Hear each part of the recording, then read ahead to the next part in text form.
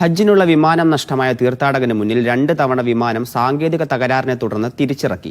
ആദ്യ 2 തവണയും യാത്ര നിഷേധിച്ച പൈലറ്റ് ഒടുവിൽ തീർത്ഥാടകനെയും കൊണ്ടേ പോകൂ എന്ന വാശിയും പിടിച്ചു. സോഷ്യൽ മീഡിയകളിൽ വൈറലായ ആമിർ എന്ന തീർത്ഥാടകന്റെ ഹജ്ജ് യാത്രയുടെ കഥ കാണാം. നിന്റെ വിളി കേട്ട് ഞാനിതാ എത്തിയിരിക്കുന്നു റബ്ബേ എന്ന ലബ്ബൈക്ക് മന്ത്രിച്ചാണ് ഓരോ ഹാജിയും മക്കയിലേക്ക് പുറപ്പെടാറ്.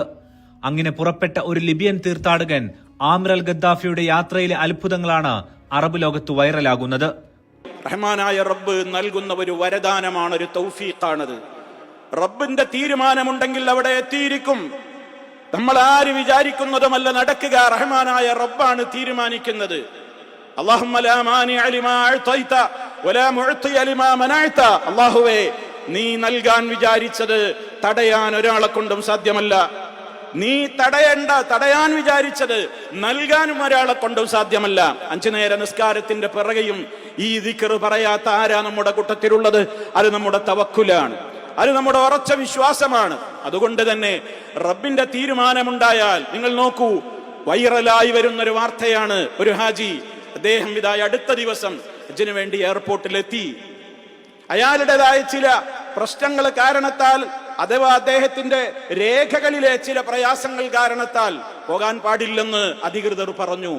ഫ്ലൈറ്റ് യാത്രയായി, അയാളില്ലാതെ ഫ്ലൈറ്റ് യാത്രയായി. ആ മനുഷ്യൻ ഉറച്ചു വിശ്വസിച്ചു, എനിക്കെന്റെ റബ്ബ് വിധിച്ചിട്ടുണ്ടെങ്കിൽ അത് കിട്ടും. ആ ഉറച്ച വിശ്വാസം അയാൾ അവിടെ ഇരുത്തി. 2 തവണയാണ് ആ ഫ്ലൈറ്റ് സാങ്കേതിക തകരാറ് കൊണ്ട് വീണ്ടും ഇറക്കി എന്നാ പറഞ്ഞത്. സാങ്കേതിക തകരാറ് കൊണ്ട് വീണ്ടും ഫ്ലൈറ്റ് ഇറങ്ങി.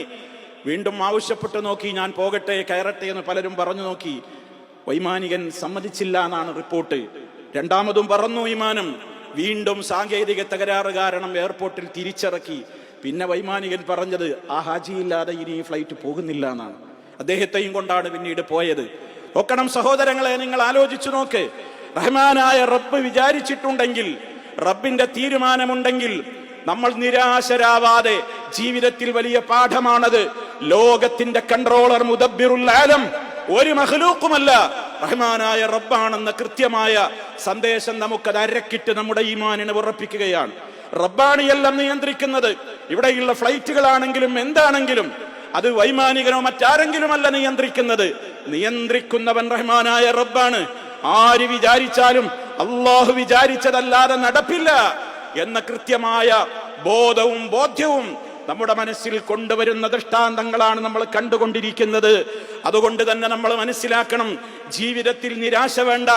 എത്ര കവാടങ്ങൾ കൊട്ടിയടക്കപ്പെട്ടു എന്ന് നമുക്ക് തോന്നിയാലും എന്റെ റബ്ബ് വിചാരിച്ചാൽ ആ കവാടങ്ങളൊക്കെ നിഷ്പ്രയാസം എന്റെ മുമ്പിൽ തുറക്കപ്പെടുമെന്ന ഏറ്റവും നല്ല ബോധ്യത്തോടെ, ഈമാനികമായ സിഖത്തോടെ, ദൃഢതയോടെ, യഖീനോടെ റബ്ബിനോട് തേടിയാൽ ഒരുപക്ഷെ അവൻ തന്നേക്കും. കാരണം അവനാ തീരുമാനിക്കുന്നത്. ലോകം മുഴുവനും എനിക്കൊരു നന്മ ചെയ്യാൻ വിചാരിച്ചു എന്ന് സങ്കല്പിക്കുക. എന്റെ റബ്ബ് എനിക്കത് തീരുമാനിച്ചിട്ടില്ലെങ്കിൽ എനിക്ക് ആ ഹൈറ് കിട്ടില്ല. മറിച്ച് ലോകം മുഴുവനും എനിക്കൊരു കാര്യം മുടക്കണം എന്ന് തീരുമാനിച്ചാലും എന്റെ റബ്ബ് എനിക്കത് തരാൻ വിചാരിച്ചിട്ടുണ്ടോ, അത് കിട്ടിയിരിക്കും. അത് റഹ്മാനായ റബ്ബിന്റെ റസൂല് നമുക്ക് പഠിപ്പിച്ചു തന്നതാണ്. നമ്മുടെ ജീവിതത്തിൽ നമുക്കൊക്കെ ചെറിയ പ്രശ്നങ്ങൾ വരുമ്പോൾക്ക് വലിയ നിരാശയാണ്. ഇനി എന്താ, ഇനി പറ്റൂല, അങ്ങനെ ഇങ്ങനെ വേണ്ട. തീരുമാനം റഹ്മാനായ റബ്ബാണ് എടുക്കുന്നത്, നമ്മളല്ല. ആ റബ്ബിലുള്ള തവക്കുൽ വിടാതെ, യഖീന് വിടാതെ, ഈമാനികമായ ബോധ്യത്തോടെ പറഞ്ഞുകൊണ്ടേയിരിക്കുക. റഹ്മാനായ റബ്ബിന്റെ രാജസന്നിധിയിലേക്ക് കരങ്ങൾ ഉയർത്തിക്കൊണ്ട് പറഞ്ഞുകൊണ്ടേയിരിക്കുക. തുറക്കാത്തൊരു വാതിലുമില്ല. പക്ഷെ അവൻ വിചാരിക്കണം, അവനാണ് ഏകൻ, അവനാണ് മുദബ്ബിർ, അവനാണ് മുദബ്ബിറുൽ ആലം, അവനാണ് ലോകത്തിന്റെ മൊത്തം എല്ലാം, അവനാണ് തീരുമാനമെടുക്കുന്നത്, അവനാണ് ഖാലിഖുസ് സമാവാതി വൽ അർള്, അവനാണ് മാലിക്കുൽ മുലൂക്ക്. അത് നമുക്ക് പടർന്ന് തരുന്ന കൃത്യമായ സന്ദേശങ്ങളാണ് ഇതൊക്കെ. അതുകൊണ്ട് തന്നെ റബ്ബ് തീരുമാനിച്ചിട്ടുണ്ടോ, എത്തിയിരിക്കും.